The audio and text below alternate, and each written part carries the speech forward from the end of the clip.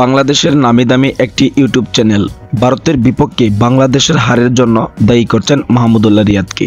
তাদের কথাই মনে হচ্ছে ভারতের বিপক্ষে বাংলাদেশের পরাজয়ের পিছনে শুধু মাহমুদুল্লাহ রিয়াদেরই দোষ, বাকিরা সবাই ভালো করেছে। আপনারা যারা ভারত এবং বাংলাদেশের এই টি-20 খেলাটি দেখেছেন এবং যারা দেখতে বাকি আছেন তারা এখনই গিয়ে দেখে আসুন, আসলে কি এখানে শুধু মাহমুদুল্লাহ রিয়াদেরই দোষ আছে নাকি সকলেই ব্যর্থতার পরিচয় দিয়েছে? তাহলে শুধু কেন মাহমুদুল্লাহ রিয়াদের পিছনে পড়ে আছে এই চ্যানেলটি? আমি সকলে জানি মাহমুদুল্লাহ রিয়াদ বাংলাদেশের ক্রিকেটে এক অবিস্মরণীয় নাম।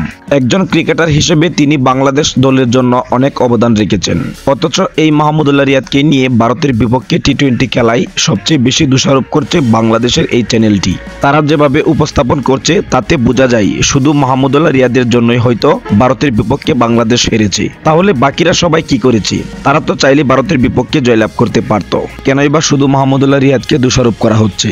আমরা যারা মাহমুদুল্লাহ রিয়াদকে পছন্দ করি তারা কখনোই এই বিষয়টি মেনে নিতে পারবো না, কারণ মাহমুদুল্লাহ রিয়াদ বাংলাদেশের একমাত্র প্লেয়ার যিনি ভদ্র এবং ভালো মানের একজন প্লেয়ার।